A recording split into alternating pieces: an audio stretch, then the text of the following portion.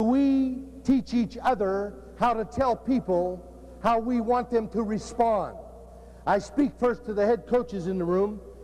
It's up to the head coach, when you say I have a philosophy, to allow your coaches to know the philosophy.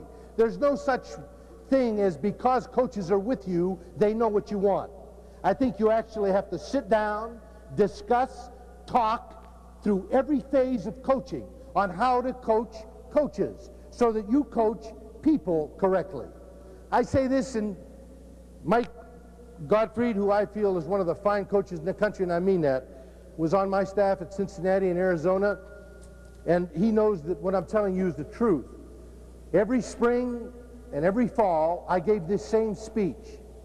I did it for every year that I coached because I felt it was very important for anybody that coached with me to know me, to understand me, and to use those things I thought was necessary to motivate people and allow them to play the way I wanted them to play. Don't ever assume that people know what you want. You must tell them what you want. So taking that into its perspective, let me go into first, the biggest neglect that we as coaches have is not keeping each other informed. That means from one member of the staff to another. That's the biggest problem that a coach has, and a biggest problem that a coaching staff has. What do you mean by keeping informed?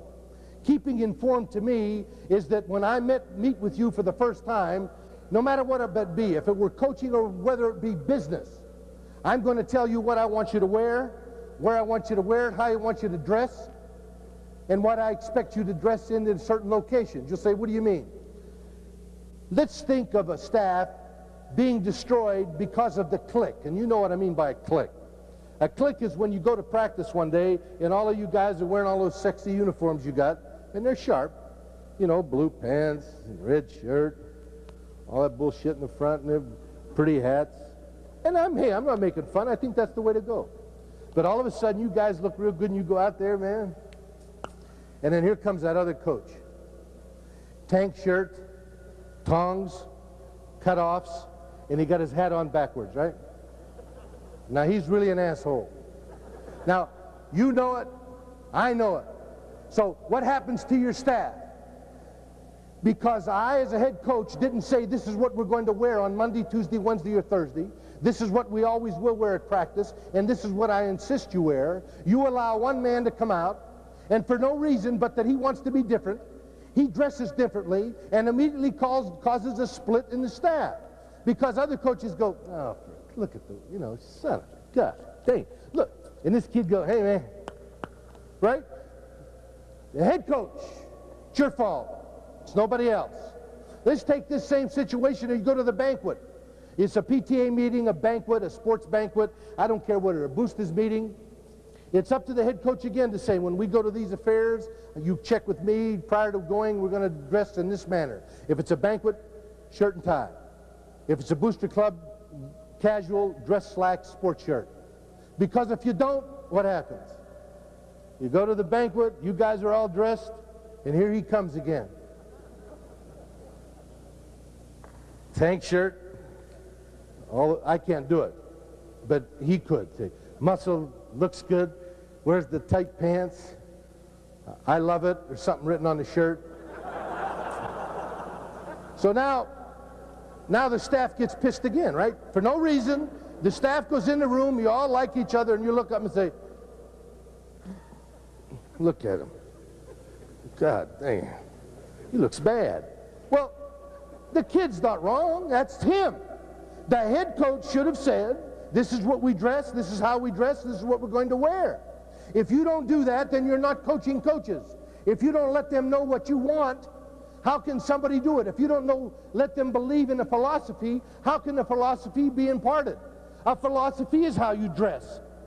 It's how you dress in an office or an alumni meeting, at a banquet in the field. What about language? Can a coach wait till he goes on the field, first day of practice, and all you guys, you're all stumped up and you're ready to go? And you start to coach. And here you are at your position, and you're at your position, and you're all doing your thing. The thing you thought your coach wanted, suddenly that same guy, right? You hear real loud, all right, asshole, come over here. Now you don't Asshole isn't real bad, so you don't get shook. You just kind of... Then he starts. You no good... Well, you dumb... Well, you... God damn... I'll kick your ass. Now, you can't go up to him and yell because, as the coaching profession goes, we're not supposed to make fun of our fellow coaches on the field. So you get mad, the staff get mad. You're starting a break in your staff because you didn't sit people down and say, keep your mouth shut on the field, coach up. Teach, repeat, show compassion. Get to the point of it, make sure the man reacts as he should. I don't want you to swear, cuss, touch, hit, or pull on any football player on that field. Now, if that's what you believe, then say it. If you don't say it and someone does it, then it's your fault as a head coach. And if it's your fault, remember, it tears away at a staff. It destroys a staff because here's a man doing his thing who probably would do your thing if you had taken the time to tell him, this is not what I want. I tell you this, and I tell it with pride. I didn't allow my coaches to swear. I didn't swear. I never swore, and I never would. I'm not saying that's great. Here I am today calling assholes and turds and jazzing around. We're a group of men in a room having fun. We're at a football clinic that I hope you get things from. You've heard a great speaker, a couple already, Bicknell and the others. Nothing like it. So I come in and jazz around, trying to make you, between laughs, pick something up that may make you a better coach or a better person. But understand this. I don't swear because I think it's the right thing to do. It's rather stupid. So stupid, in fact, because I can't communicate with fellow man, I have to resort to vulgarity because I don't have the proper use of the English language, nor do I have the proper use of adjectives. And I'm ashamed of it. But I'll tell you what, as long as you assholes want to listen, I'll say it that way. But if that's what gets you tore down at a game, if that takes away from your practice, then you're wrong. You're wrong. You're wrong if you go to practice and you have to yell, watch it, there's a woman at the sideline. Watch it, so-and-so's mother's watching practice. If you can't practice the same way every day, then you've got a problem. And if your philosophy is you don't care, then don't say there's a woman on the sideline. Keep your mouth shut and let it fly. Because that's what you expected. If you have a philosophy, impart it. Tell people what you want. Tell a staff what you want. Now you get a staff working together. You get a staff dressing alike, talking alike, and saying things correctly. I don't mean you're a clone. You coach your way. But I don't feel if I... Now look, I don't mean you don't have to swear. If you're on the field and that's your bag, do it. I'm not saying that. I didn't. I didn't allow my coaches to. I know a lot of people that do and allowed their coaches to and won. That's not what I'm getting at. I'm saying if you're going to do it one way, do it one way. If you're going to get something done, then work toward a goal. If you want kids to play football, then I suggest you teach them how to play by teaching. We're in the greatest profession in the world, and the reason we are, I believe that the greatest coaching is done in high school. Why? I never hired a coach in my staff in any of the colleges that I was at unless they were a high school coach. Reason? They knew how to teach. You know how to teach. You were taught to teach. We should not be called coaches. We are teachers. You will never teach everything you know to a young athlete. Impossible. The great coaches will only teach what the young player will absorb. When you're able to do that and do it intelligently, then you can motivate and get them to do those things you want them to do in a strong and fanatic manner. Now, I'll go into each of these areas as on-the-field coaches, what you expect from an athlete if you treat him in certain ways. But let's go through this. What is another thing I talk to my coaches about? Means of communication. Sounds easy? Means of communication. How do you tell your coaches when you have a meeting? First day of practice, you say, the first day of practice, staff, we're going to meet from now until Christmas, 2 o'clock, every afternoon, every Sunday at 8. We're going to work. No. Usually you start out by saying, we're going to meet, and then you go through your 2-a-day schedule. That's okay. Fellas, never meet because you said you wanted to. Only meet when you have something to say. We as coaches become bullshitters. Bullshitters are people who go to a room and want to talk about offense and talk about world affairs. That's not coaching. If you're having a meeting and not talking about what you're supposed to be talking about, then don't meet. What am I trying to say? I'm trying to say that I would tell my staff, you check every day, and by 9 o'clock in the morning, I'll have posted the schedule for the day, which means we will normally meet every day at 3:01. If I don't feel there's a meeting, there will be no meeting, and it will be posted. No one has to yell down the hall, meeting 3 o'clock. What the hell did he say? 3 o'clock. Shit. I thought we were going to meet at 2. No, he wants to meet at 3. No meeting. You know what time he says that? No meeting usually? 15 to 3. 15 to 3. You told your wife you wouldn't be home. You told the girlfriend you couldn't make it. You didn't go to the groceries. You couldn't take your kid to the movie. And 15 to 3. No meeting. Here, no meeting. Right? So you start problems immediately. Man, tell people when you're supposed to meet when you're supposed to meet, only when you have something to say, then say it. Never meet because that's the only thing you want to do. Know when you're going to meet and how you're going to tell your coaches to do so. The same thing with your squad. Never tell a squad we're going to meet around 3 o'clock or 3 o'clock. I always said 3:01. If we're going to meet at 1 o'clock, it was 1:01. Our ball game started at 7:31. Reason, they knew immediately that a minute means something to me. I don't ask you to blow out off the line of scrimmage around 1.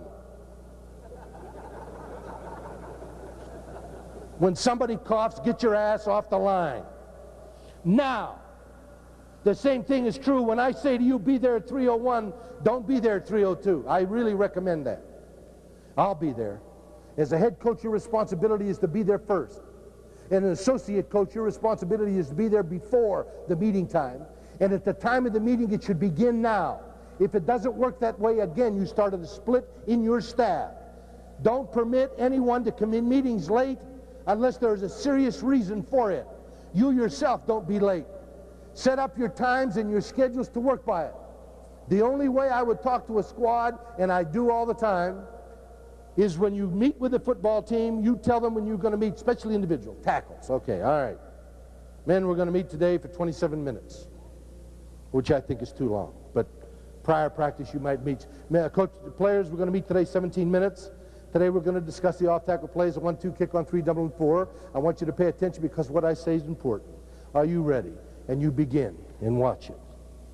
And you're speaking. And in 17 minutes, the best way to make a football team obey you is as you're wearing on the board, you say, and furthermore, when we go to the sweep side, that's it, break. They know now you're serious about going off on the count. They know now you're serious about what you say. They know now that you don't play around. They know now that you've started a discipline problem. As compared to, well, let's take, let's take another minute. Don't do it, man. You know why you don't do it? You reverse it. Did you like it? Did you really enjoy going to a chalk talk? More bullshit in a chalk talk than the world has ever seen. Coaches love to talk. You're a coach. You love to talk. Make sure what you say briefly, you condense, and you keep it intelligently and pointed. Don't say anything more than you have to, and when you say it and get it over with. That's what I mean by communication. Say it intelligently and use action. Never talk to a squad as you stand in front of them and not move. Can't do it. Because when I go like this, I want you to look at me. If you don't look to me, what are you thinking about? If I go over to here, you look at me. If I move my hand, I want you to get the idea of my gesture. So everything we do has got to be toward the ultimate goal of winning. So the organization and coaching coaches is to get people to think alike, believe alike, dress alike, so that you do those things that don't tear away from a staff. Don't have a staff fall apart because you're saying the things that are wrong and a coach doesn't believe in it. Don't create tension on your staff because you think you want to do it your way. As part of a team, you must do it the team way. You coach your way, but do it the team way. Now, you have to know your responsibilities. A responsibility on or off the field. A responsibility isn't a tackle coach. A responsibility is when a coach says, I want you to be responsible for the 7-man sled. And people say, 7-man sled? Man, I've been on practice fields and lost the son of a bitch. Have you ever done it? Okay, ready to go line? Yeah. 7-man sled. Where the hell's the 7-man sled? And there's that guard coach. I left it over to Hill there. Hill your ass. If you're responsible for the 7-man sled, you tell us when you're through, put her there. So that when I said, let's go to the 7-man sled, I used to turn and go to the 7-man sled. 2-man sleds were bad. That stud, I'd never found that. Somebody. A whole week I couldn't find that stud. Where's that stud? If I find that, I know what I'll do with it. Because we don't tell people what their responsibility is. If your responsibility is take care of a bulletin board, that is the most important responsibility I know. I remember in recruiting, I used to go to different high schools around December the 8th. The season was over December the 18th. November the 18th. I'd walk in their locker room, and on the bulletin board would be, don't forget physicals, August 3rd. Nobody ever took it down. How can you have that sign on the board and then underneath it have practices called off tomorrow? And wonder why nobody saw it. If you are responsible for the bulletin board, that means this. Every night the bulletin board is swept clean. Every time something is put up, it is put up straight, neat, and printed correctly. Now remember what we're talking about. We're talking about football. You're talking about a group of people that you say to them, when you get in the line of scrimmage or in the huddle, I want you to be correct. When you break the huddle, I want you to be on time. And when you get on the line of scrimmage, I want you to line up in a line. What do you do then? You go to the bulletin board, you scrawl it, it's upside down, the spelling's wrong, and some young kid walked in there and said, hey, turds, the stud was here. Hey, the bulletin board is part of the field. It will be neat, it will be straight, and it will be done properly. It will be handled by one man. Don't touch it and keep it straight. If I want somebody at a meeting and they said it wasn't on the board, it's your fault. So that when you give a man a responsibility, your responsibility is to handle it. Coaches must delegate in this day and age in order for you to win. It is impossible for a head man or a coordinator or anybody else to do the job alone. Once you receive an assignment, you take care of the assignment. You young coaches, remember this. It took a long time for some of these guys to become as dumb as you think they are. Man, earn your way. If you're a junior high coach, you'll be proud. And let me tell you this, and I'm not digressing. I'm telling you this right now. The junior high coaches in this country are the important coaches. If you're a junior high coach, quit worrying about your record. Don't tell me that, you know what we were. We're 7-0. Who gives a shit?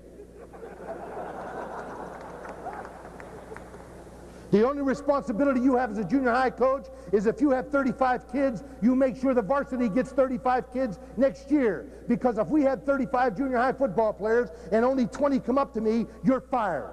I don't care if you were 7-0, 12-0, or 0-12. You're fired. Your only responsibility to the varsity staff is to have young people encouraged enough to go and play for the varsity. Don't burn them out. Jesus, have you seen those little leaguers? God, they're that high. Good looking uniform. Shit.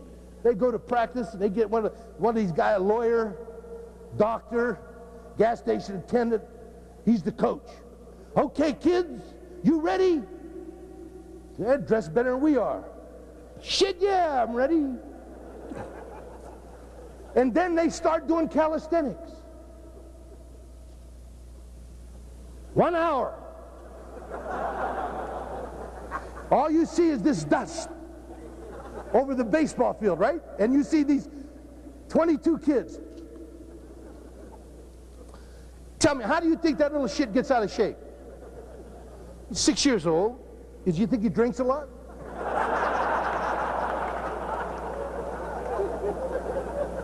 Teach him to laugh. Hit him on the head with the ball. Hand it to him. Say, here.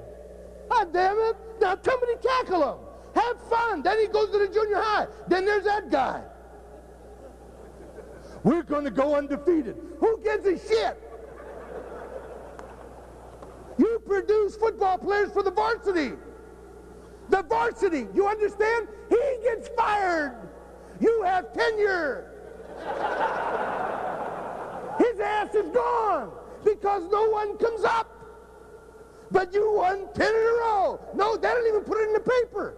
Your wife had to hand out pamphlets. So you junior high man, you are important. I'm not making fun of you. What I'm telling you is you are the most important part of football today. Teach young people that it's a great game. Bring them up. Let them want to play. Don't make it so miserable. They say, if it's like this, shit, what's it like with the varsity? This guy, I did the duck walk 7 hours today. They could walk across Kansas on their ass. Everything is... tell you what. Junior high coaches, they're the guy that kicked the hands out, right?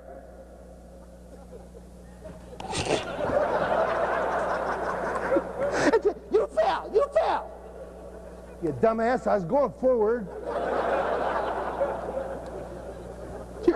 I tell you, you want to laugh, you go around. How about when they say you're looking? That's a good one. You're a line coach. If you're not, you better be, because you'll never be a backfield coach. Damn. I'd like talking to you. Shit. What the hell are you guys laughing at? Tell them to go to hell. You all joggers? Joggers. Big deal. Don't you forget. You ever read in the paper what happened? Oh, hey, Joe Jones, what happened? He died. What was he doing, jogging? No one ever died in a plate of spaghetti.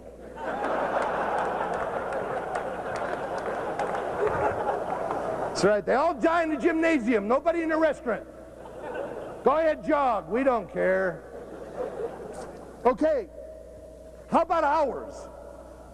What do you think is the correct number of hours you practice? Do you honestly believe people know that? I remember this, and I was rather flattered. I was at Arizona, and I got a phone call, and it was Bill Walsh. Bill had just taken the Stanford job, and Bill called and says, Tony, he said, I'm in a staff meeting. True story, I told it the other day with Bill on the stage. He said, my coaches want to organize every minute of spring ball. He said, is that possible? Now, that's not because he's stupid. It's because he's a pro. And he said, is that what you do? I said, shit, no. I said, what if 3 guys get hurt in the morning? What does that do to your agility drill in the afternoon? He said, I know. He said, that's too much organization. And this is a guy that calls 27 plays before the game. And he said, that's too much organization. But anyway, the truth of the matter is there are no hours. Hours in football is dependent upon what you need done. Now, I've seen some of your teams. The day is not long enough. No, I didn't mean, because they're bad, man.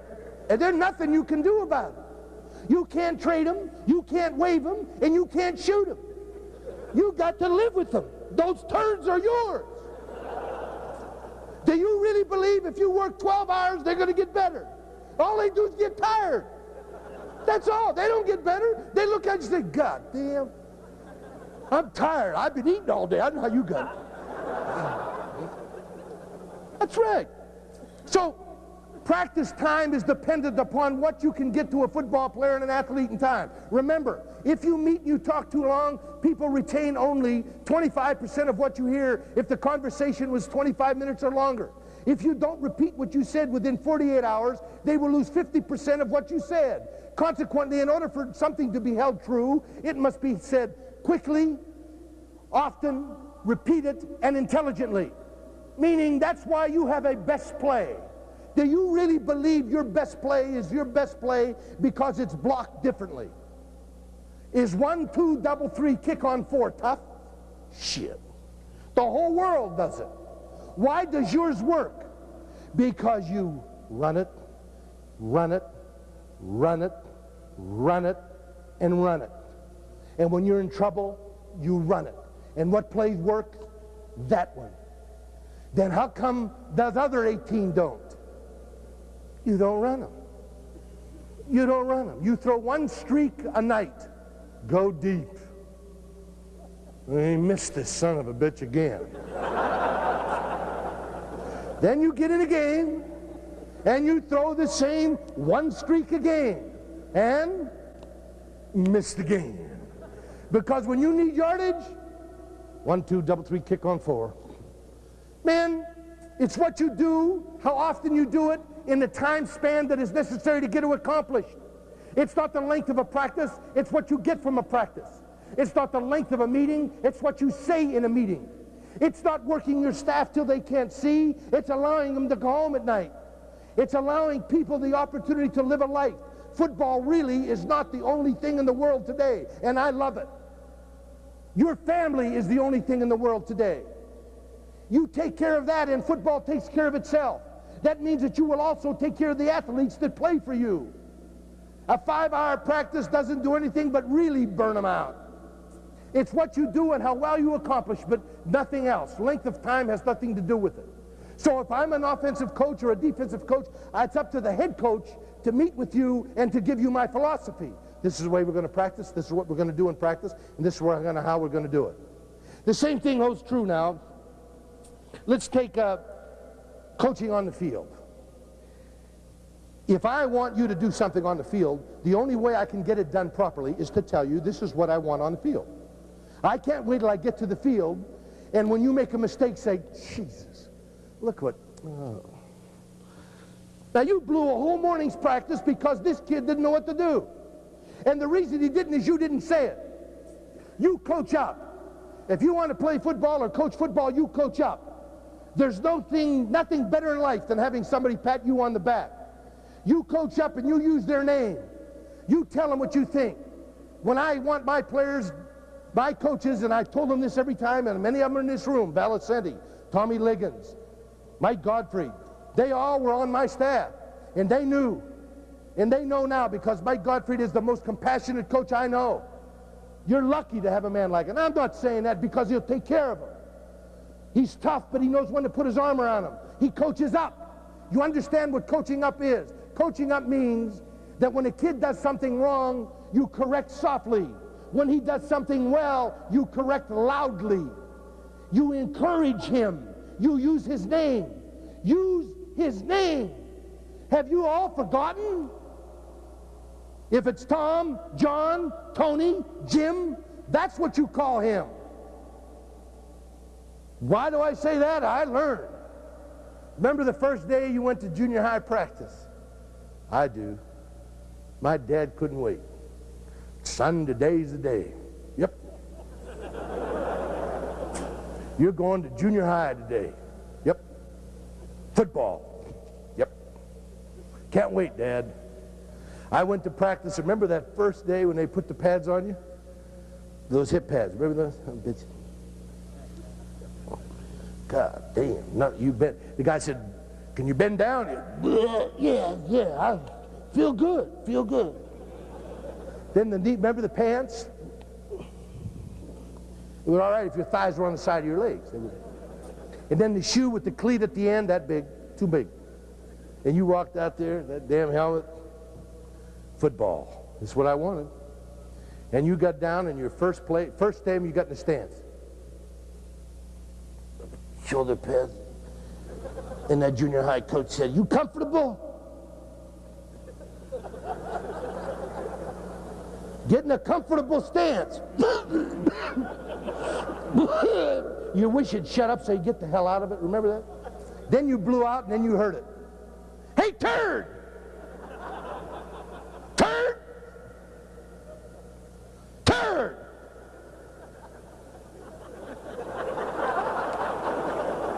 God damn it, turd! Hit! They changed your name in this league. Huh? So I was her turd. Remember you went home that night, your dad said, how was it, son? Not bad. Was it fun? It's all right. But tell me about it. Your dad goes in the other room and says, Tony, come on in here. Tony?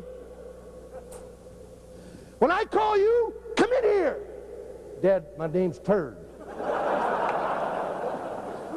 So my dad said, well, Turd, come in here. Remember that? I remember it distinctly. I also remember the first day I hit the linebacker and that son of a bitch fell down.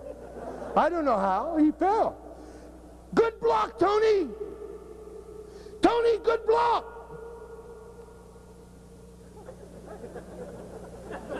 Shit, man, they changed it back. Did you feel better when the man said, Tony? God damn you. Where's that linebacker? Shit. All he did was say, Tony. And the best thing of all was when he patted me on the ass. He said, Tony, holy shit. Now I'm ready. Everything fit better. My dad said, how'd it go today, Turd? I said, Dad, call me Tony. He said, how was it? Great. He touched my ass. My dad said, don't you start liking that.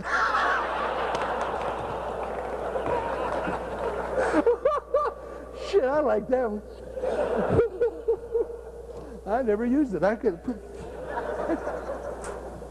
But anyway, you just relate those things that happen to you, and you start coaching kids a little bit better. They kind of like being called Tom. They kind of like somebody saying, good job, man. Do you kind of like it? Do you really believe when those thoroughbreds come across the line of scrimmage, that when the closing line, they say, I win or lose, somebody gets a lump of sugar and goes, that thoroughbred goes, do you see what they do with the jackass? You ever see the board? They hit a jackass, and if you hit a jackass too much, it sits down. Thoroughbreds want sugar. Sugar. Coach up. Touch a man. Treat him like a man. He plays like one. Remind him he's an asshole. He becomes one. If you think he's a turd, he plays like one. If you wish to call him that and you think it's fire up, that's fine. Have you really gone up to a kid and said, well, asshole, you really stunk today? And the kid said, thanks, coach, I really needed that. What else do you find out about me? Have they really said that to you? Then why do we do it? Is that what you would do to your kid? Really? Is that what you would do to your son? If you're fortunate enough to have a son that play, I say fortunate because a lot of people say, what if you had a son? Would you want him to play for me? Hell yeah, the best coach in the country. Jack McNeil knows. He got his sons playing center. Couldn't play for a better man. Damn right. I'll tell you what he wouldn't like to hear is he saying to him, hey, turd.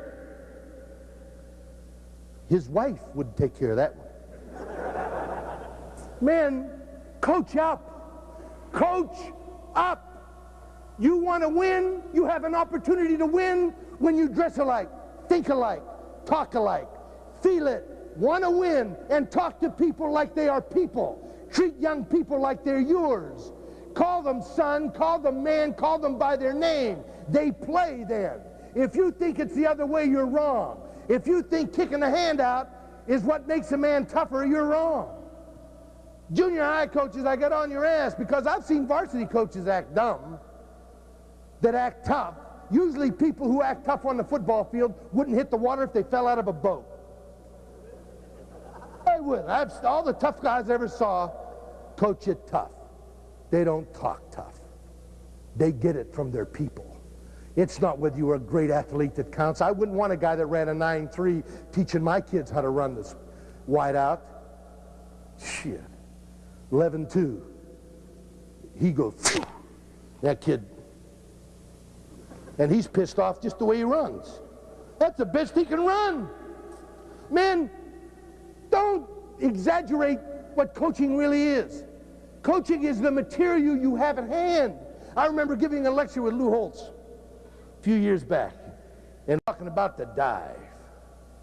Lou said, and I love Lou. He's in our high school league. We're close friends, the whole shit. But this is Lou. Lou said, we run that dive and we're good at it. He's not shitting.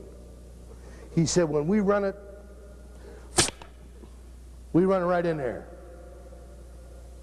And then he said, we go to the other side and run right in there. And our linemen just, and then they move out of there. And I got up and I said, when we run the dive,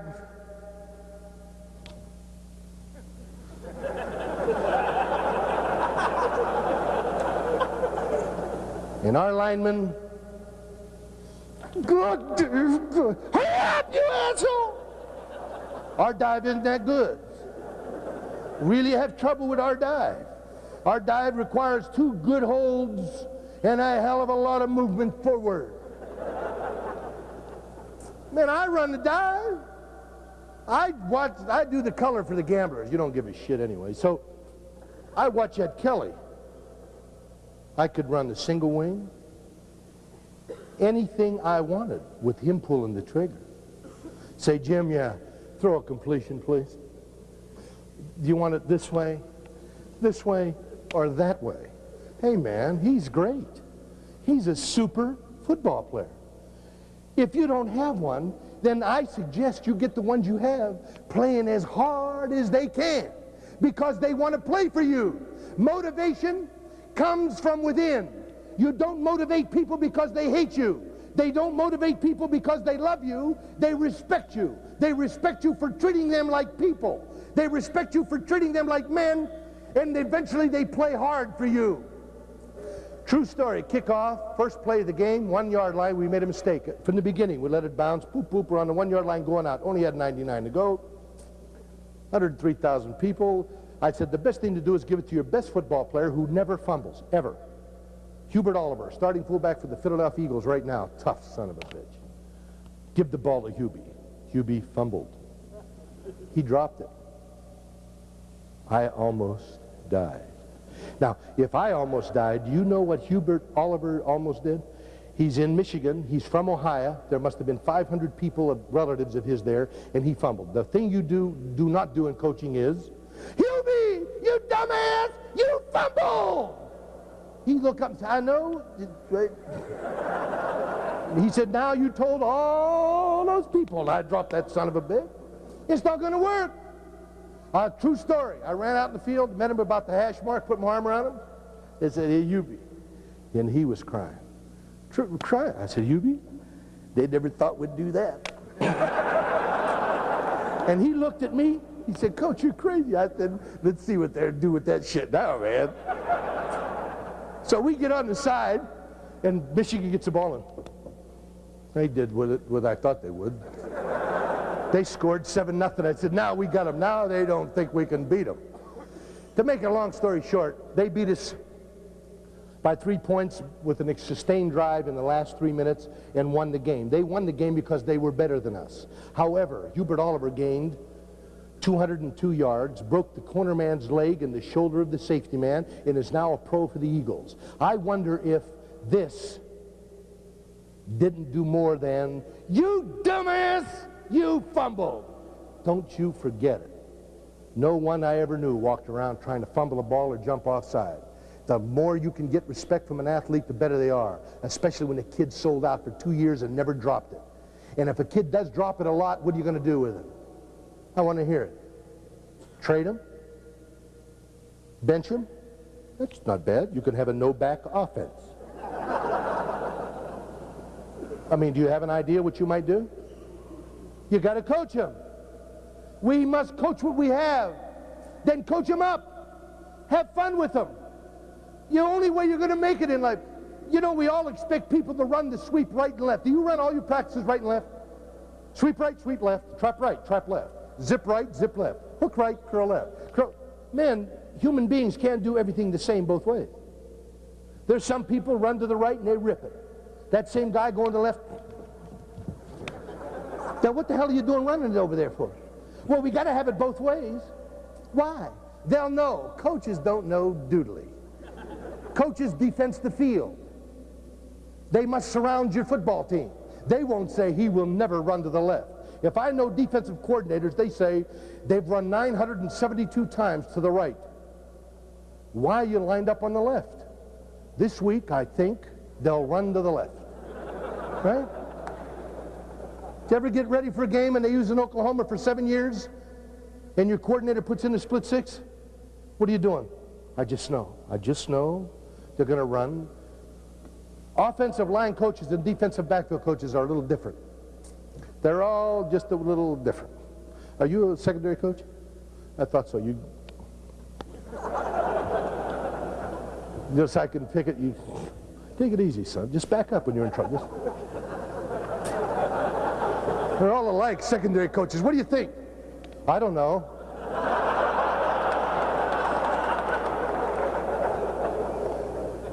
You have fun in your staff meetings. What foot do you keep up when you line up at the corner? Does it really give a shit? I used to listen to my staff. Put the left foot up. How about left foot and small tilt? How about right foot and tilt out? How about just squat? Really, who gives a shit? They're 9 yards away. If your kid can't do something with his feet before they get there, you got a problem. You ever see that Hayes in Oakland? He don't give a shit. Come on out here. He's going to do it, right? In other words, men, don't overcoach nothing. You're going to sit in a meeting to confuse your people. Here's the way you confuse a person.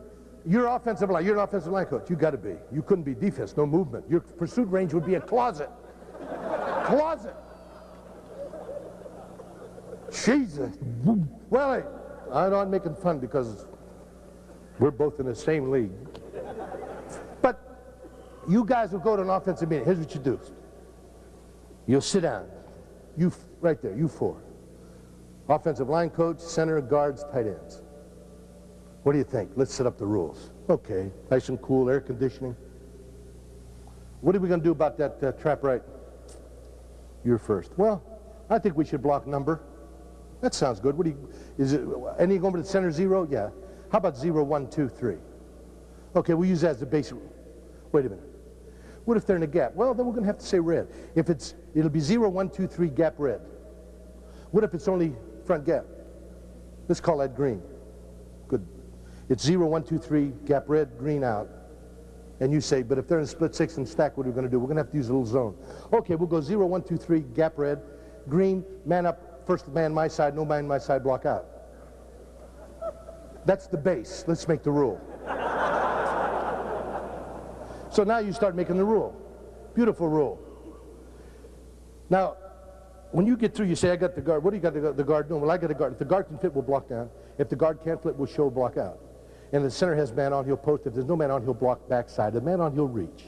Tackle has a man on, he'll show pass, call X, bring the linebacker on the backside. And if there's nobody in the backside, tackle can drop and block X.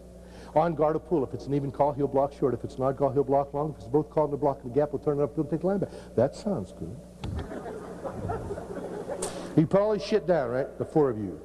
And then you have your meeting, and here comes Ralph.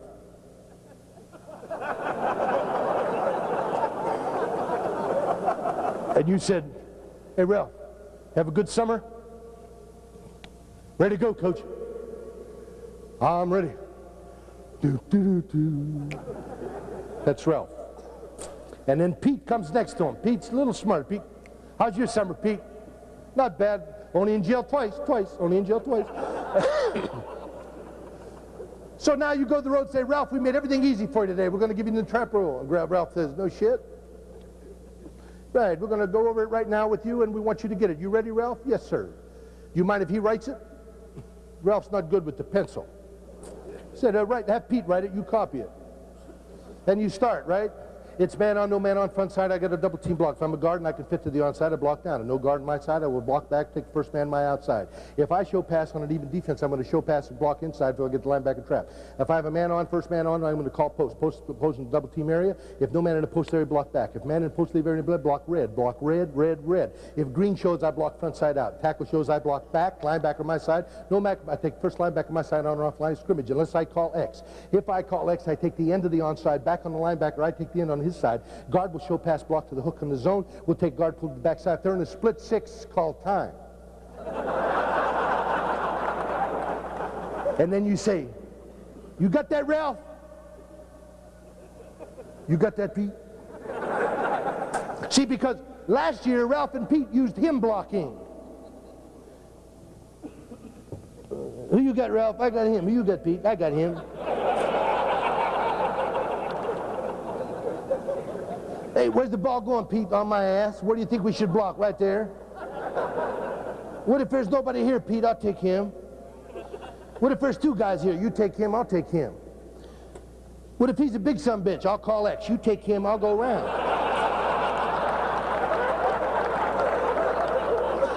Now that's the same play. That's the same play. Then you know what they're doing in the other room. The quarterback coach is saying, when we come out, if they're in that overshift, let's not run that play. It's not good. What'll they do? What's the play? 32. We'll add 3, and that'll become 35. Good. Now, Ralph just went through all that shit, and this guy comes out and goes, green, green, add 3, add 3. And Ralph goes, what'd you get, Pete?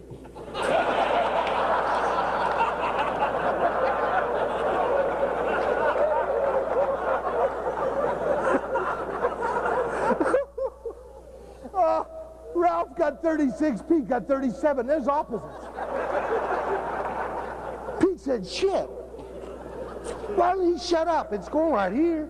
I had his ass.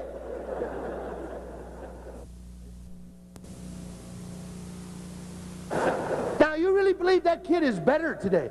Not only is he not better, because in practice yesterday, that junior high kid went up to him when he got down and said, Ralph, you're looking. Ralph, you're looking at that linebacker. Well, shit, yeah, he's standing right there. Don't look, Ralph. I know what you're going to do to that. Ralph, don't look. God damn, don't look. Fellas, who cares? The first time we did that, Dave Butts was playing defense, and the linebacker said, Butts, I know which way you're going. Honest to God, I was at Purdue.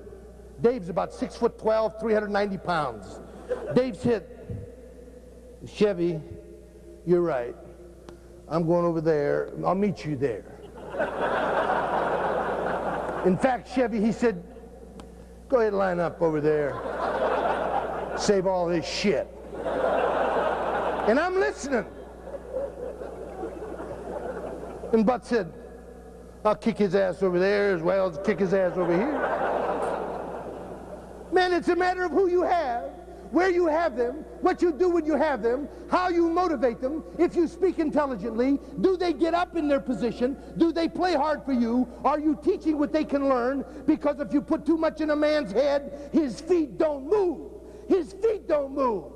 You keep it simple, they can play. Don't tell me your best play. Your best play is what you practice most. Your best pass route is what you throw best. Some quarterbacks can throw the shit out of an out to the right and could never throw one to the left. Why throw it then?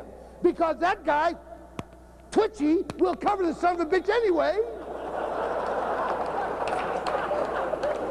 You might even double cover his ass. Those defensive backfield coaches, they don't hit a lick. Just deepen up. Boy, they big. Go big line.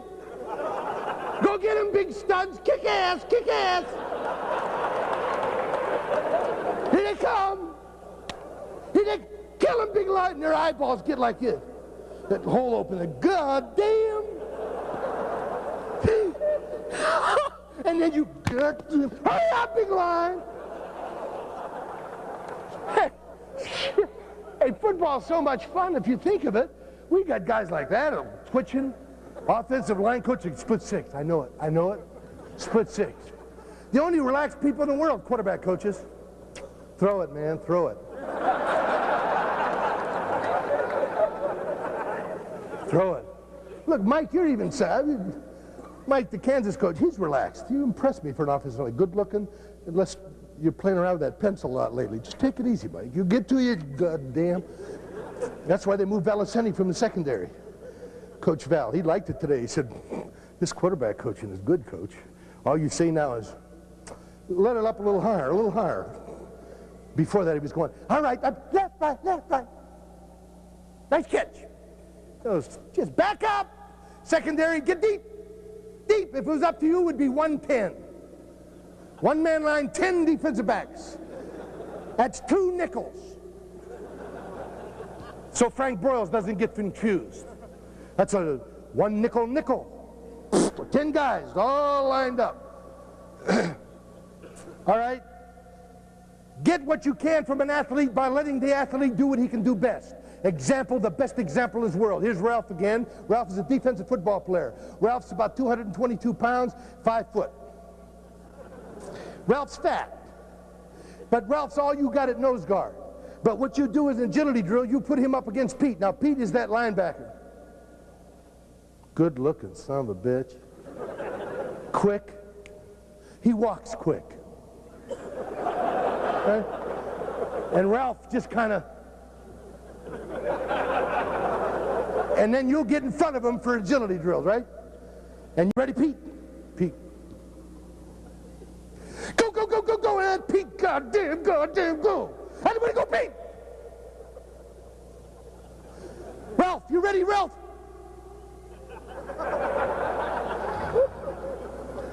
Now, the best way for Ralph is Go! It's enough, Ralph. See, Ralph will never know he can do this shit. Don't ever embarrass Ralph. You and I have been embarrassed enough in life. But they'll make me run with Pete. I can't do it. Pete, what are you going to do with Ralph? Have Ralph hunt fumbles.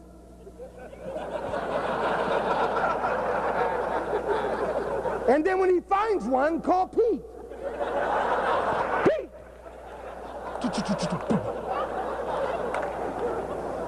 Now, men, we are using what we use best. When you think of it, what can you do with Ralph? If you piss him off, all he does is sit on the bench and say how stupid you are, right? So don't piss him off. Say, Ralph, that was a great find. He said, I had 3 finds today. I'd have had another one. That fat-ass Pete was in the way. I thought it was a ball, and it was John's helmet. We all recovered this son of a bitch. Man, I've had more laughs in football, and I won a hell of a lot of games. I hate to say that, but I did. I did. My teams laughed together and played for me. Liggins played, Dave played. We cried. When we lost, we cried. I cried. I cried because my guys lost. How in the hell can we lose? We got guys hunting fumbles. We got guys him blocking. We got other guys that kill your ass making fun of me. We're going to play it hard. But if we got beat because you were better and we tried hard. Don't ever think you got beat because you got out-coached. That doesn't happen much. You got beat because you got out-manned. You got out-manned. When you understand that, you're going to understand that many days in your life you're going to win. And no matter who you are, you're going to get your ass kicked. You're going to get your ass kicked. I've been both places. I do. When I lost, I run across the field. And when I won, I run across because I knew it was the same handshake, only a little different squeeze. Right? Man, football is who you have. Now, if you can take what you have and make them play as well as you can because your coaches are working together. You know your coaches are working together when you lose and they all hurt. Do you really believe that's on your staff? And if it is, great. I mean, when you lose, you all really hurt bad. If you have that, you're not going to hurt a lot. You're not going to hurt a lot. You've got to work at getting better at it by making football coaches and players play up. Keep playing up so that it gets done and we get it done. Now, in the coaching up, next thing I have is to be enthusiastic. To be enthusiastic, you must teach. And to teach, you must repeat. If Woody wanted to throw the curl, Woody called the curl. And you'd hear his guys in the booth say, oh, shit, it will never work.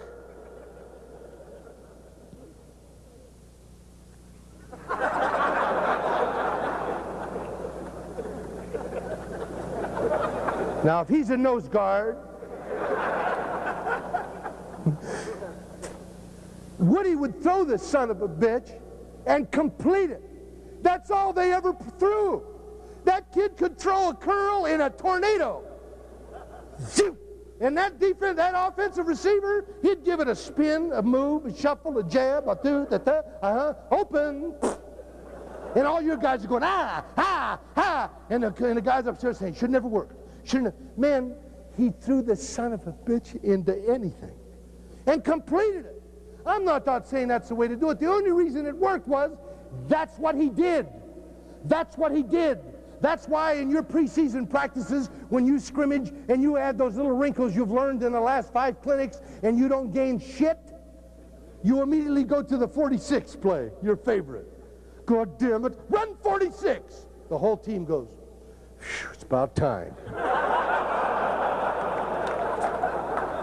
And what did you do? You gained yardage.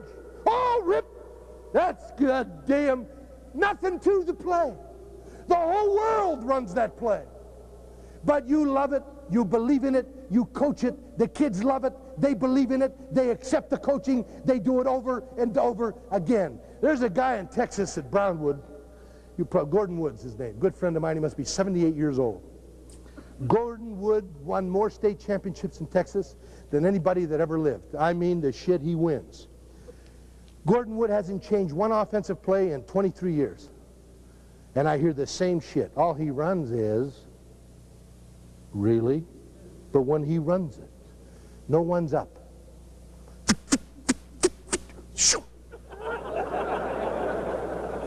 All he runs is, he runs that wing T sweep, no one can stand in there. Why? Because the defensive coordinator defense the other side. He said, this week he'll come the other way. You guys are really, really, and they roll the secondary wrong. That fools a lot of people. All right. Now, it's hot in here. If you're going to coach up, if you're going to show compassion, you're going to use a kid's name, you want your football squad to believe in you, then I must tell you to do that, right? It isn't worth the shit if I'm the only guy on the field that knows that. But if I get with you and we sit down and we go in the meeting and I say, this is what I want, man, and I talk to you as I just talked, you understand? This is what I gave. You say, ask them. We laughed, but I'll tell you what. Nobody swore. They dressed alike. They were enthusiastic as hell. And they taught. What a great bunch of coaches. And they taught. And you could hear them say, great job, Bob, great job. And if a kid did something wrong, they always found the good, which is the man missed the block. It was never, you dumbass, you missed the block. It was always, you didn't come off on it. You come off the ball well. Now, you didn't make contact the way you know you can. You're better than that. You got to make contact, but your stance was good. You come out of there good. Come out of there good. That's the way to come. Now, you told that kid all he had to hear, but you told him he did something good today. And you didn't make that block, but you're good at it. You will. Now, do you think that's better than, you dumbass, you missed the son of a bitch 5 times. You haven't hit a lick. You wouldn't hit the water, fell out of the boat. You're a yellow asshole. Now, do you feel better? And that kid says, yeah, coach, shit, I feel ready. How about calling me a shithead? I really like when you do that. Man, he's a human being. Just think of what I said. I didn't not correct him. I'm going to correct him. But damn it, I want him to be corrected the way I like it. I was a turd. It took me a hell of a long time to become Tony. I want turds to be treated right. Because that's the only way I could play. Someone telling me I could. Because if you tell me enough I can't, I won't. I won't. So if you're a young coach, don't worry about where they're looking. Don't worry about where their weight distribution is. You tell me if that kid gave you 100% when the ball was snapped. Did he give you 100%? Then goddamn it, sit down and teach him how to get to the spot. Because you have everything you need to make him a football player. You have desire. Keep that desire and teach him how to get to the ball. Teach him how to explode. Don't destroy a man's attitude because you're a negative person. Negative does not win. Positive does. You must coach up. You must coach other coaches up. Don't be jealous. It's not, when you're on a staff, man, this is wrong. You have a scrimmage. You're walking off the field, and you are a new offensive line coach. And here's your best linebacker walking next to you. And you say, we kicked your ass today. That's you remember your team? You wear the same color. We kicked your ass today. We nailed your ass today, man. No, that really helped. Now that kid really thinks he's a nice guy. And when he met some of the offensive line in the locker room, he said, I met your coach. What a nice guy. You know what he said, baby. Instead of, Bob, good job today. You had a great hit. Coach, I wasn't good at all. I thought you played well. I'll tell you what, you have the greatest coach in the country. Stay with it. Man will teach you how to do it. You just stay with it. You're going to be okay. Now let's take that. Now that guy comes in. First, he likes you because you didn't make an ass of him. Secondly, you said good things about his coach and he has an opportunity to succeed. Third, you started molding. You speak highly of your fellow coaches. When you go to the barbershop, Ben, and that barber says, hey, why'd Mike punt yesterday on the third day? Remember that play? Why'd he punt? Now, if you say nothing, do you understand? Nothing. All you do is, when you leave that barbershop, the next man that comes in, he'll say, you know who was in here? Defensive coordinator. I asked about that play. You know what he didn't punt? You know what he said, don't you? He agreed with me. Now, you didn't say shit. That's agreement. Do you understand that? Instead of, hey, Mike, how come Mike punted when he did? Hey, asshole. Cut my hair, never mind what we do, and I promise you I won't cut your hair. Now somebody comes in. Did you ask that guy about that punt? Never mind that punt. Say it. If you stick up for a man, stick up for him. We were talking about it upstairs with Jack and Toller and those guys about when I had a lot of problems going on about 5 years ago, and there were certain people that called me every day, and I won't name them. Every day. They never called me when I won. They never called me when I was in a bowl game. They never called me for anything. The only time they called me was when I needed them. You remember that. The only time you speak up for your staff is when they need you. And you say good things about each other. It doesn't pay any other way. There's no other way. And if you can't do it, get the hell out of coaching. This turnout is an example of a state who's interested in football.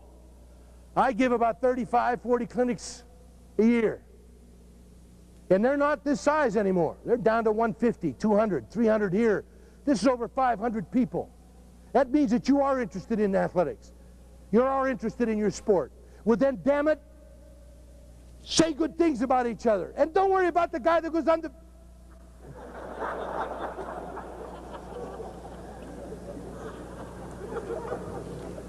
Have I been drinking this shit?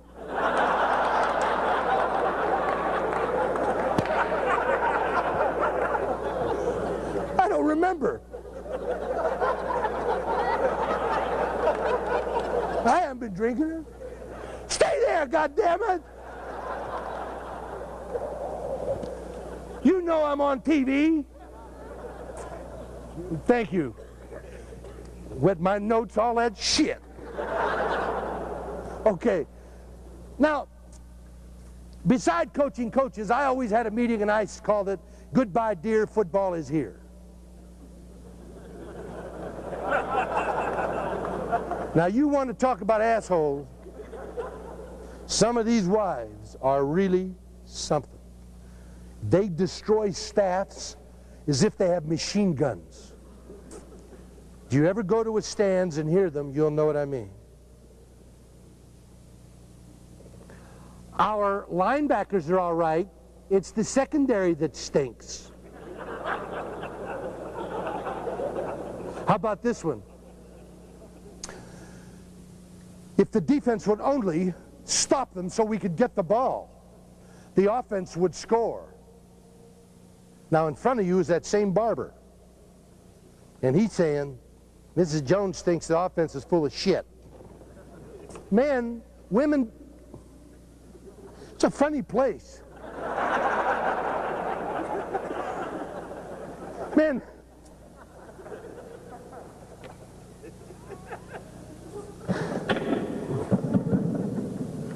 oh, women don't know.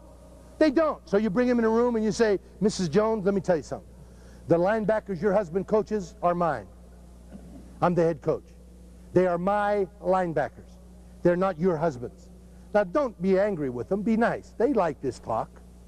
Tell them, you have to understand we're all in this together. Things you say downtown casually makes people believe you really know. You don't know shit about football. Ask the guys. I'd say that, and they'd go, hoo, hoo, hoo. Now, if you are one of those coaches that has to go home and tell your wife what coverage you're going to use this week, not only do you have a problem, I'll hire her. Do you go home and say, we're going to go 5 under, 2 deep, and we're going to roll up. We're going to hide that 5th man sometime, and when they go, we'll just bump. We'll bump. You got that, honey? Okay. I'm going to the sewing circle tonight, and I'll tell them we're just going to bump. Just bump. Man, if you have to talk intelligently to your wife, talk about the weather, USA Today, if Notre Dame's ever going to win, real hardcore stuff. But lay off of coaching. Your wives don't know it. They will never learn it. All they can do is destroy your staff. When wives hate each other, it's tough for the coaches, and you know it. You're the best buddies, and your wives hate. She hates your wife, I know. My wife hates your wife, I know. Well, what are we going to do? Let's not go out together anymore. Pretty soon, everybody goes on their own. Man, when you have a party, it's supposed to be a party. The only way it can be is if a coach goes in front of the women and say, girls, we're all in together. The only guy that's going to get fired is me, and your wife, your husbands are going to go. None of you guys are going to get underpaid. We're all getting the same thing. Quit talking about each other. They're not your linebackers. They're not your offensive line. They're not your defense. They're all of our football team. Don't hit anybody. Don't talk about anybody. If a man says something about the head coach, now, hit that son of a bitch. But man, if you don't say it, it doesn't get done. If you don't say it, it will never happen. The only way it will happen.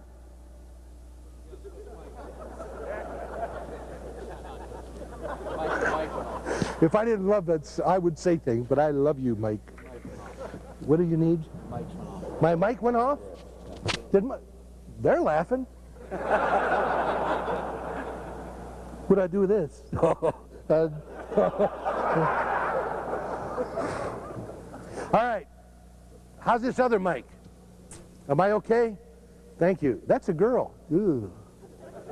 Ma'am, I didn't know you were here, but who gives a shit? That's not my fault.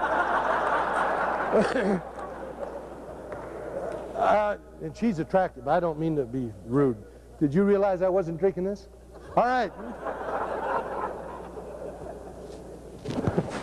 Man, if you want to lead what we're saying into motivation, then let's talk about what motivation is. Motivation is how you react in front of a group of people. If I can make you enjoy what we're doing, okay? If I can make you laugh, I can feel I can teach you. You may not realize it, and I'm not trying to take any credit, but you got some nuggets tonight you're not sure of. Because as long as you were laughing, that meant you had it happen to you, or you knew where it happened. And as long as that occurred, then you know I'll either make that correction, or I will not let it happen again. So what I'm trying to do is to tell you, if we can get a football team to react, not to have humor and laugh all the time. If something's funny, I tell my squad and my coaches, laugh, baby. Because there's too many things in this sport that are heartaches.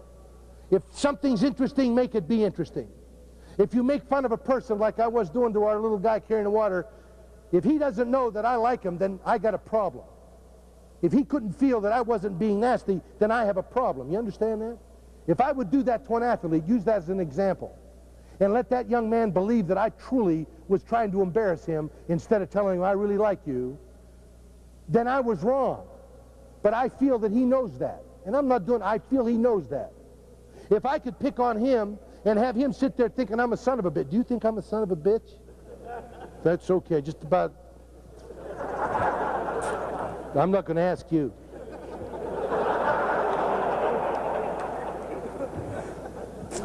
What we're saying is, in order to motivate, you make people accept you for what you are and how you do it. You make people realize that you're trying to win. Don't ever think you win because you're a better coach than anybody in this room. Don't you ever think that. You must be a better teacher. Teacher. Teacher. If you teach the material you have, and your material is good enough to win, you shall. But if you don't teach well enough to teach young people that are good enough to win, then get the hell out of it. It takes a damn poor coach to teach people how to lose. People want to win when they have enthusiasm. Enthusiasm must be fed. I cannot do a speech that I'm giving now that I have to give all over this country unless I sweat, because I believe it. I believe what I'm saying, and I swear to God I do. And I want you to believe it, because if you coach that way and you feel it, then it's fun. You know you have a calling. Do you understand what football coaching is today? This is not a lecture. What I'm telling you is it's a calling. Your pay is so... I told my daughter, keep your ass away from the gymnasium. Hang around the pre-med building. And when you see one of those shits walk out of there, one of those things, say hi. I don't care how ugly he is. But if he has one of those hoo-hoos, say hi there, handsome. Those big-ass studs aren't going to make any money. Man, you're in a profession where you got to love what you're doing. Then enjoy it. How do you enjoy it? Teach them like they're your kid. How do you do that? Respect them. Coach him up. Make him feel good about the things that he does. Don't embarrass him. Make Ralph proud to hunt fumbles. Make Ralph proud to be a part of that. Make them understand that you don't swear because you want their respect. If you as a young coach feel that in order to get with the guys, you got to go up to them and say, how'd you make out last night? So the next staff meeting you have, you make sure you're in that room and you set an agenda on what we're going to wear, how we're going to talk, when we're going to meet, how long we're going to meet, how do we talk to kids, how do we make corrections, how do we speak on the field, how do we talk about fellow coaches. Don't whisper in a locker room. If you have a responsibility, you live by the responsibility. I'm going to teach your wife that she's a part of this team too, that no one is better than anybody else, that my language that I'm using today is not the kind of language that I would use when a young athlete. Now, when you get all of the people thinking along that line, then you have a philosophy. That's the word, philosophy. Then you have an opportunity to win. Winning is not because you're an outstanding coach. Winning is because you coach the best you can. No one in this room is a dumb football coach. Because as long as you can teach, do you understand? Teach. You're outstanding. Now you watch a bunch of guys here at Kansas today. I did at practice, and I mean this. They taught today. They were teaching. They were teaching young men how to play football. They weren't yelling so that you were impressed.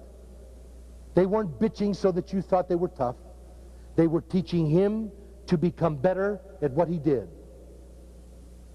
That's coaching. That's doing it the right way. Now, I feel that, where's Mike? You here, Mike? He could give this talk. Anyway, I know that there's not a break, is there? We just keep going? I don't know. I have enough water to go till tomorrow. We just go. I don't want to wait to keep these guys too much, but that's all right. All right, now, one other area is explain your hang-ups. You know what that means? Don't wait till the day of the game to tell the team what you don't want to happen on the bus or in the locker room. Can you imagine going to the ball game, you're in the bus, right? And all of a sudden, some turd, he's not going to play. Hey, baby. Now you're sitting up front and you're puckered. And here he is. Now, if you have to say, who is that? Knock it out. You don't want to win. You know, and you go through that tirade. You realize where the bus is going. To the game. That's not what you do today. Today is up day. You do that the first day of practice. When you meet with the squad, you say, man, I'll do this 4 times before we get on the first bus. But let me tell you a few things. And coaches, you listen to. 1, when we say we're going on a bus at 3:01, I don't take roll. At 3:01, the door closes. Now, I've left people in Seattle, Washington. Dave Butts. You know when he's not there. I left him. And the kids come up to me and say, Coach, Dave's not here. I said, what the hell do I care? I'm here. Close the door. But Dave's not here. Close the goddamn door. Well, you can hear him if he was coming. So we left him. I'm not giving a story. They asked Dave. He took a plane. He flew back. It cost him about $500. NCA. This is his own money. He flew back. So, what I'm getting at is, you tell him, 301, man, the door closes. Now, when you get in the bus, you keep your mouth shut. You don't whisper. You don't whistle. You don't talk. You don't cough. You think football, and that's all. Now, I tell you that. Then 2 weeks later, I said, men, at 301, the door closes, and they start getting on. When you get in the bus, you keep your mouth shut. Then I explain what I want in the locker room. Prior to a game, I don't want anybody talking. That's me, okay? Anybody talking. Just sit down and boil, because I am. I might throw up. Whatever I want to do is my business. But all I know is, right now, don't bug me. Don't say the wrong thing. But I'm going to make sure I tell you what the wrong thing is. You know, I went through all of this. True story. Mike was there. I think Val. We're playing Maryland. At Maryland. And we get in the bus. My bus knows everything. My guys know everything. We're on the way to the game. Maryland's they were 10-0. Other than that, they weren't real good. And we were at Cincinnati. I was nervous, you know. Randy White, I think he took care of one side of the field, and then had another. Anyway, we're going to the game. We get in the bus. My kids are like this. And here's that asshole driver. Hey, baby! Hey, coach, look at her legs, baby. No, I don't know. And my assistant coaches are going, oh, shit. We forgot to tell him. True story, man. I made him get out of the bus. I said, would you stop the bus? Why? Stop the bus. Would you go out and see if everything's okay? Yeah. John, drive the bus. I left him. I left him. I almost went to jail. I left his ass in Maryland. He was waving. That was my fault. I didn't tell him. That's true. Didn't tell him. Because you can't do it any other way. You tell the driver. Man, when you get in the bus, keep your mouth shut. Don't swear. Don't talk to this guy. Will kill you. And know where you're going. If you've gone to the bus and the guy says, I'm lost. Or, I think it's this door. You drive around that stadium 17 times. And the secondary coach got to pee.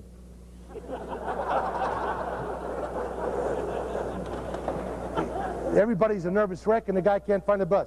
There's somebody responsible for the bus, somebody responsible for people saying the bus. In the locker room, keep your mouth shut. When you leave the locker room, this is what you say. On the football field, I expect them to clap their hands, run to every position, never take their helmet off, and sprint from the field and never walk off the field. You sprint to the red line and run to the middle of the field. If I speak to you, you say yes sir, no sir, and that's what I wanted, that's what I expected, that's what I got. That's the only way it can be done. Tell them what you want to say. Now, I'm going to close. And in closing, let me say this, that in all aspects of coaching, you have to have something that you identify with. I would hide out the night before a game in the day of the game. And a lot of coaches didn't do that. In other words, if we flew, as soon as I got out of the plane or wherever I went, I was never seen. I did it for a reason, because I like to give short pep talks. The best pep talk I knew was, when they saw me walk in the room, buckle up. They didn't see me in the lobby. They didn't see me shitting around downstairs. They didn't see me shaking hands with the alumni. They didn't see me. They thought I died. But when they sat down in that room and they were silent, when I walked in, buckle up. He's here now. That was my way. I also did one other thing. I had a team prayer that you guys might have heard that I taught at the beginning of the year. And I'd give this prayer. And when I was through with the prayer, I walked out. They would walk out. They'd sit there, or they'd think. But it was my way. Now what I'll do, I'll explain to you how noise on one part gets people up, and then how silence becomes a motivator if done properly. Noise is when, prior to the game, and whatever you do, it's clap your hands, move, go, hit, move out, get back, hurry, hustle, run. It's band, it's noise, it's everything that's around you. It's the people outside, it's the drums, it's the crowd noise, it's your heart, it's everything you think of. Football is noise. It's a motivating factor. You must play with noise. You must play with it all around you. You play records in the locker room, you feel it, you get your gut to churn. All of these things are motivation.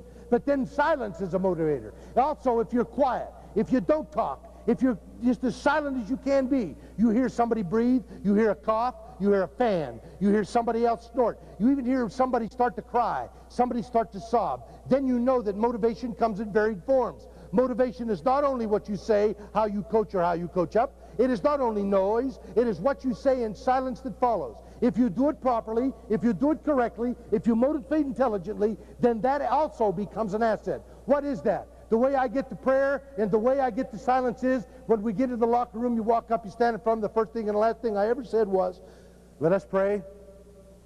Pray in your own way. Pray not to win. God willing, we shall. Pray to give 100% of your body. And pray that no one is injured on either football team. Thank God he's allowed you to play football. And I thank God he's allowed me to coach you. Good luck. God bless you. I love you guys.